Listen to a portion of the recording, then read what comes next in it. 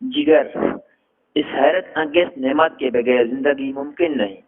یہ ہر لمحہ توانائی کی تنظیم اور فراہمی میں مصروف رہتا ہے اور ہمارے خون کی مسلسل صفائی کرتا رہتا ہے۔ تاہم جگر بیماریوں، انفیکشن، شراب اور دیگر نقصان دہ چیزوں سے متاثر ہو سکتا ہے جو ہیپاٹائٹس یعنی جگر کی سوزش کا باعث ہے۔ آج میں آپ کو جگر کے بارے میں بتاؤں گا۔ جگر کیا کام کرتا ہے؟ جگر کے بغیر ہماری زندگی ممکن نہیں۔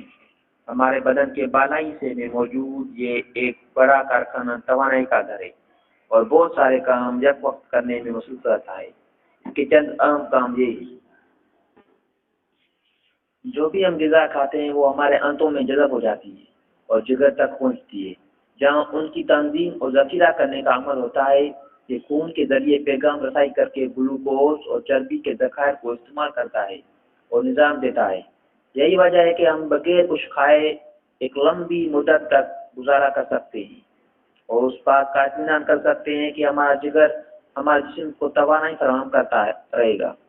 یہ توانائی ہمارے جسم کے مختلف اعضاء کو درکار ہوتی ہے جس میں دماغ، دل، گردے اور پٹھے شامل ہیں۔ ہمارا جسم مختلف اضلاع اور مولک اشیاء جاری کرتا رہتا ہے اور ان میں مولک اجزاء ہمارے غذا سے بھی آتے ہیں۔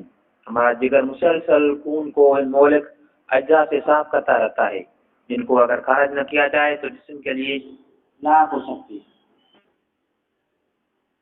جگر ایک ذہین جزو ہے۔ یہ فاضل اشیاء کو قابل استعمال سبز مادے میں تبدیل کرتا ہے جس کو بائل کہتے ہیں۔ بائل ہمارے غذاؤں کو ہضم کرنے میں مدد کرتا ہے۔ یہ بائل پتلی نالیوں کے ذریعے آنتوں میں پہنچایا جاتا ہے۔ زائد بائل گال بلیڈر یعنی پتے میں ذخیرہ ہوتا ہے اور کھانے کے وقت فوری طور پر استعمال کرنے کے لیے دستیاب ہوتا ہے۔ جگر کا ایک اہم کام پلیٹنگ فیکٹر کو تیار کرنا اور پلیٹلیٹس کی تیاری میں مدد دینا ہے۔ پلیٹنگ فیکٹر اور پلیٹلیٹس یہ دونوں مل کر زخم کی صورت میں خون کے بہاؤ کو روکتے ہیں اور زخم کو ٹھیک کرنے میں بہت ضروری ہے۔ ان تمام اہم کاموں کے لیے کارخانے کو خود بھی آکسیجن اور توانائی کی ضرورت ہوتی ہے۔ یہ شکم اور آنتوں سے آنے والے خون سے توانائی حاصل کرتا ہے اور تازہ خون دل سے آنے والے خون سے پاتا ہے۔ صحت مند زندگی کے لیے صحت مند جگر نہایت ضروری ہے۔ ہیپاٹائٹس کیا ہے اور کس وجہ سے ہوتا ہے؟ جگر کو جب ضرب پھوٹتا ہے تو اس میں سوجن پیدا ہو جاتی ہے اور اس کا نظام بھی متاثر ہوتا ہے۔ اس سوجن کو ہیپاٹائٹس کہتے ہیں۔ مختلف چیزیں ہیپاٹائٹس کی وجہ بن سکتی ہیں۔ ہیپاٹائٹس کی ایک عام وجہ ہیپاٹائٹس وائرس ہے۔ ان کی 5 اقسام ہیں: hepatitis A, B, C, D اور ای۔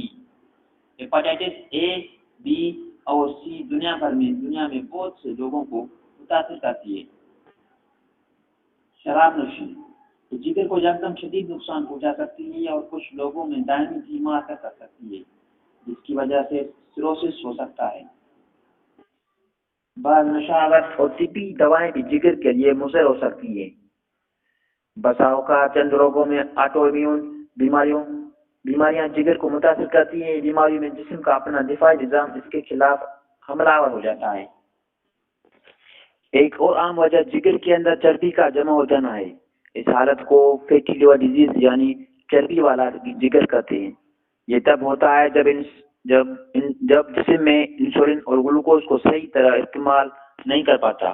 اس چیز کا امکان ان لوگوں میں ہوتا ہے جن کو شوگر کا مرض ہو، موٹاپا ہو، زیادہ بلڈ پریشر ہو یا زیادہ کولیسٹرول۔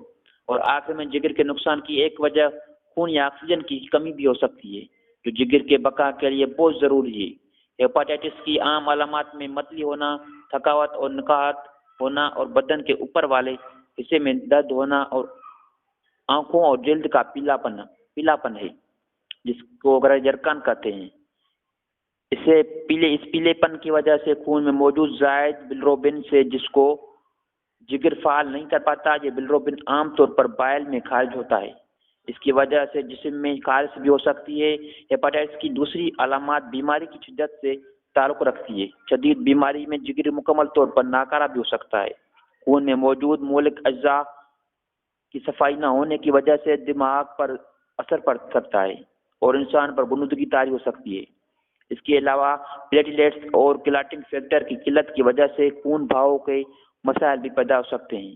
جب توانائی کا نظام متاثر ہونے لگے تو اس کی وجہ سے خون میں گلوکوز کی مقدار خطرناک حد تک کم ہو سکتی ہے۔ کبھی کبھی ہیپاٹائٹس بہت شدید ہو سکتا ہے، جس کی وجہ سے ہسپتال میں داخلے کے لیے ضرورت پڑ سکتی ہے اور ہلاکت بھی ہو سکتی ہے۔ ہیپاٹائٹس کا اثر مختلف لوگوں پر مختلف طریقے سے ظاہر ہوتا ہے۔ اس کا تعلق اس چیز سے ہے کہ ہیپاٹائٹس کی وجہ کیا ہے، یہ ضرر کتنا شدید ہے اور بر وقت علاج شروع ہوا کہ نہیں۔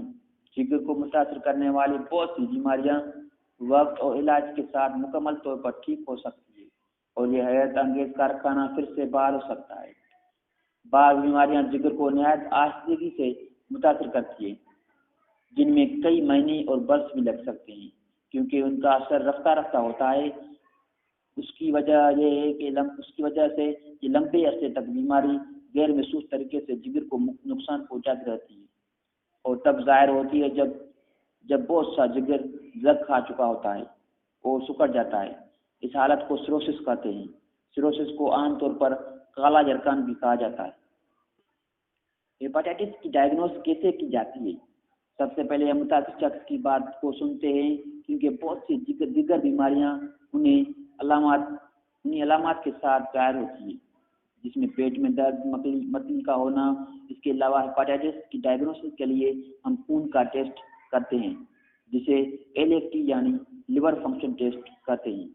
دیگر ٹیسٹ کی ضرورت بھی پڑ سکتی ہے تاکہ یہ دیکھا جا سکے کہ ہیپاٹائٹس کی وجہ کیا ہے یا کوئی اور بیماری تو موجود نہیں۔